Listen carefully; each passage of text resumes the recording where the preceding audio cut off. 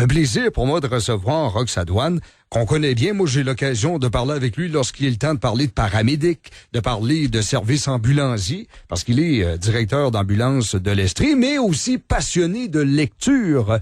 Bonjour, Roch. Bonjour, M. Pelletier. Roch, et je trouve ça plaisant parce que c'est un livre qui parle de mon coin de pays natal, c'est-à-dire le Bas-Saint-Laurent. Un livre qui s'appelle « Sur la 132 ». Effectivement, c'est un premier roman pour Gabriel Anctil. Un autre Anctil. Effectivement, j'ai voulu ce matin faire un petit peu un clin d'œil à Jannick, fait que j'ai choisi ce roman-là là, avec le même nom de famille. Puis, vu que c'est un premier roman pour cet auteur-là, c'est une première chronique pour moi aussi. Ben oui. Donc, c'était ça le but un peu ce matin. Qu'est-ce qu'il raconte? Je vous dirais, au départ, comme je disais, l'auteur, c'est son premier roman. L'auteur est né à Montréal en 79. Puis lui aussi, il a fui la région de Montréal, si on veut, pour s'en aller s'établir dans le bas du fleuve pendant plusieurs années avant de revenir à Montréal. Donc, c'est un peu ce qu'on retrouve dans son roman.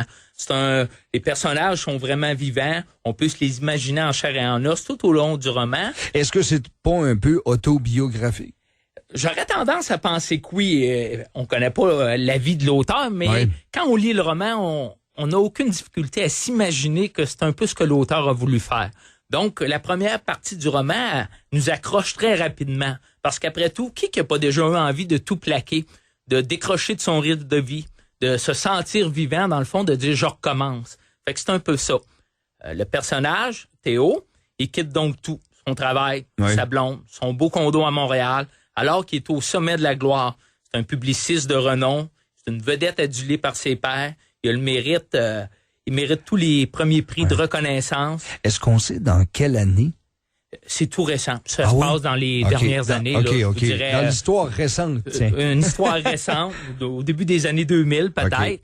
Puis, dans le fond, ce que Théo il fait un peu, on aurait tendance, nous, dans nos propres mots, probablement appeler ça un burn-out ou une dépression. C'est un peu ce qu'on voit régulièrement. Il décroche, puis il décide de partir pour Saint-Simon de Rimouski, près de Trois-Pistoles, dans le bas du fleuve, là, pour situer les gens. Écoute, c'est facile, là, c'est entre Trois-Pistoles et Rimouski. Alors, c'est très facile à cibler. Si vous savez pas ce que Trois-Pistoles est, là, il y a un problème de géographie québécoise. Mais c'est entre Rivière-du-Loup et Rimouski. Là, vous vous trompez pas. Au départ, c'est probablement même le problème de Théo, notre personnage principal, parce que lui a jamais dépassé Québec dans toute sa vie. Fait que pour lui, là, c'est vraiment... Il s'en va dans, je dirais, le milieu de nowhere. L'inconnu total. L'inconnu total pour lui. Et il peut même pas s'imaginer ce que ça va être, la vie là-bas. C'est vraiment ce qu'on découvre au cours du roman. Il nous fait découvrir cette nouvelle région-là, dans le fond, mais aussi à travers les yeux d'un étranger de la place. On peut y percevoir la beauté de la région, mais aussi tous les aspects négatifs d'un milieu rural qui est fermé sur lui-même. Parce que lui, il devient l'étrange du village. C'est vraiment, vous avez le bon terme, on voit que vous venez de ce coin-là. L'auteur, c'est vraiment ça qui nous fait ressortir, je vais appeler ça des scènes typiques, là, qui sont drôles, mais qui guettent les nouveaux arrivants. Dans le fond, les regards scrutateurs à travers les fenêtres, les rumeurs qui partent très vite. C'est qui? C'est le gars de qui? Il vient d'où? La vie de taverne. Souvent, de toute façon, il y en a une seule dans le coin. La musique country aussi, qu'on n'est peut-être pas habitué, mais que à la radio là-bas, c'est ce qui joue. Il y en a. Dans la taverne aussi, un peu de ça. Mais aussi, l'histoire se déroule au début de l'hiver, donc il va avoir à vivre l'hiver qui isole vraiment encore plus. Oui, effectivement, l'isolement. Le problème un peu, je dirais, c'est que l'auteur, il persiste peut-être un peu trop dans cette direction. Les clichés n'en finissent plus, les longueurs sur les nombreuses soirées arrosées de houblon, toute l'herbe qui se fume. On en vient à se demander à quel point c'est réaliste. Je suppose que les gens de cette région seront à même d'y répondre. Fait que peut-être Est-ce que c'est... je vois là peut-être une caricature un peu du milieu, parce que je connais bien Saint-Simon et juste pour ceux qui connaissent pas ce genre, la municipalité de Saint-Simon, c'est d'abord et avant tout logé le long de la 132, le long de la route. Il y a bien sûr toute la portion chalet le long du fleuve Saint-Laurent également, Mais au point de vue économique, là, l'auberge, d'ailleurs, j'apprenais récemment qu'elle était fermée, que le dépanneur station-service avec le garage qui vend de l'outillage agricole, c'est à peu près tout ce qu'il y a de commerce de détail. Après ça, là, les gens travaillent principalement soit à Trois-Pistoles ou à Rimouski. C'est vraiment ce qui ressort dans le roman. Dans le fond, l'auberge, lui aussi, ferme durant la période d'hiver. Ouais. Tout est à peu près fermé. Ouais. Donc, les gens se retrouvent isolés à eux autres mêmes et recherchent peut-être, justement, à travers la boisson, tout ça, une forme d'échappatoire. Comme je dis, l'auteur fait beaucoup de clichés là, sur les assistés sociaux. Tout ça.